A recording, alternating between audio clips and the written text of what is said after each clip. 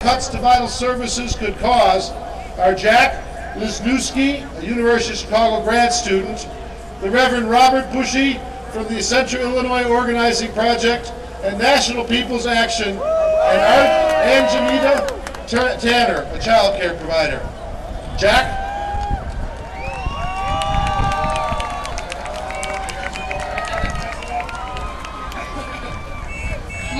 My name is Angelita Tanner, and I have a small business providing child care for 11 children. Never in my life would I have thought that at my age I'd be worrying about whether I have to be able to continue my child care business and whether I would have a roof over my head. But that's what I'm facing now. I'm mostly paid by the state of Illinois through a program that helps working families with the expensive cost of child care. This year, child care providers in Illinois had to fight to keep funding for vital human services like the child care program. But we only want a temporary fix. If nothing changes, there will be no money to fund our program in the future. If we don't find a long-term solution, I don't know if I will be able to afford to keep my business. If the state cuts the child care budget, that cuts families out of the program. The families that I work with could not afford child care alone. They make a minimum wage and or little or barely getting by. Without the child care program, single parents who are trying to make a better life for their families would have to drop out of school. People couldn't work at their jobs and would have to turn to the government for help to support their families. How is that going to help our current situation? Those families are already struggling to pay their share of child care because they're being hurt by the bad economy too. Several families have asked me to barter, and now they pay me in food instead of money. For the kids I care for, I have to provide lunch, 2 snacks, and for some kids dinner.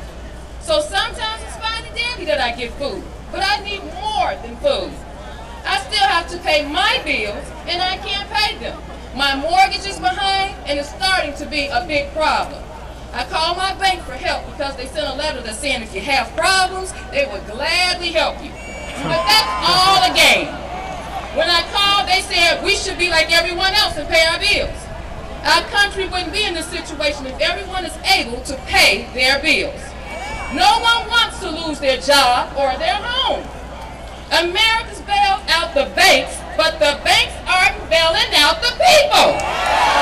This is crazy. The banks should be giving us the same courtesy that we gave them.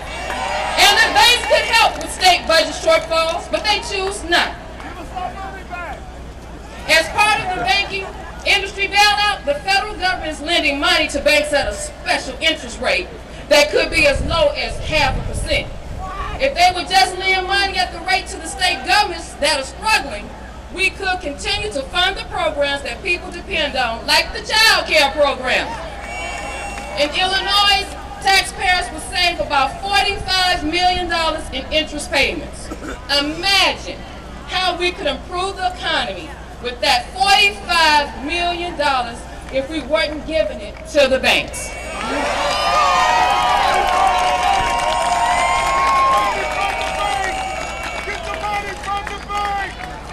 Good morning, everybody. It is my great pleasure to stand together with you and say enough is enough to the banks and the bankers that continue to live off our money, our taxes, and the sweat of our labor. My name is Jack. I'm a student, I'm a father, I'm a husband, and I'm a worker. I'm someone whose significant student loan debt, the down payment on my American dream, is bought, sold, and transferred between banks and firms like cattle in a slaughterhouse.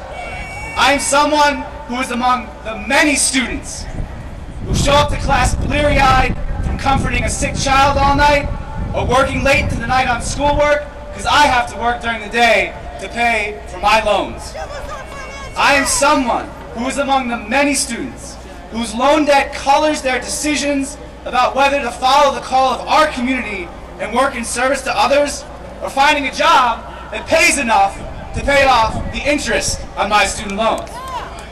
I am someone who knows that 145,000 college students in Illinois may not be able to return to school next semester because of a $200 million hole in the state's financial aid budget that, coincidentally, is the result of the banks playing Monopoly with our money.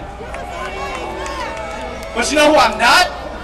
I'm not someone, one of those lounging about in the hotel behind us, who received $17.8 trillion in various bailouts. Because I know if I was someone like that, and if you were someone like that, you wouldn't be opposing student loan reform. You wouldn't be spending money on bonus and charging exorbitant rates on student loans. I think you agree with me. You wouldn't be like those people either, would you? I think it's time to hold them accountable for the destruction of our economy, our dreams, and our education. I'm someone who thinks there's no better time than right now, and no better place than right here to do just that. Thank you very much.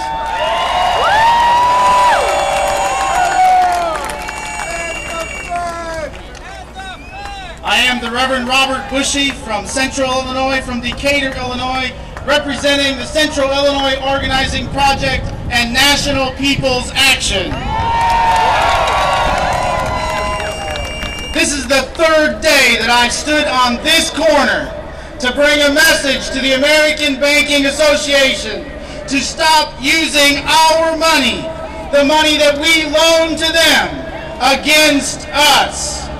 ABA CEO Edward Yingling has said this week that the bankers here are not responsible for this crisis.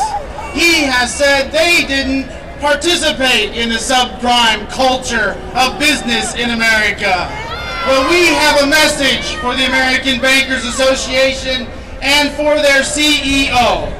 We are tired of them being the bullies on Wall Street and on Main Street. Enough is enough. Not only are they bullying our communities and bullying small banks. Have you heard of such a thing? They nearly don't exist anymore. Too big to fail is too big.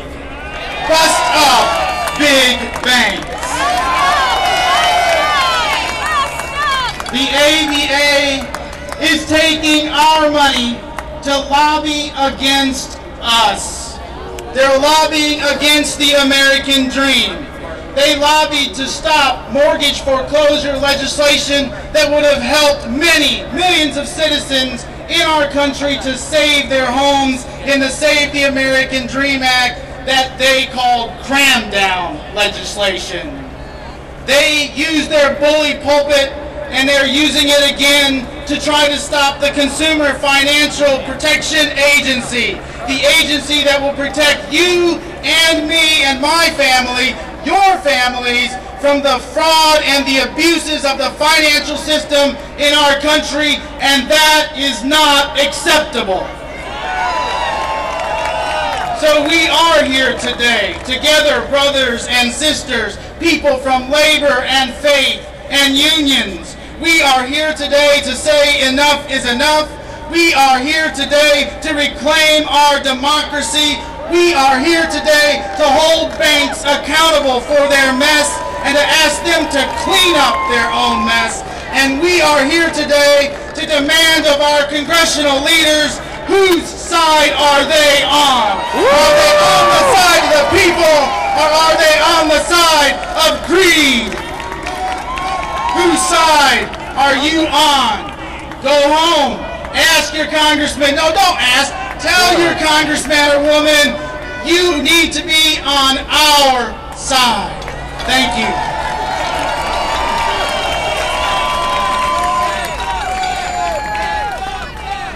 It's my great pleasure now to introduce a sister and an organization who has stood with us side by side over the years in fighting for social and economic justice. It's my great pleasure to introduce the chair of Action Now here in Illinois, the strong sister, Denise Dixon.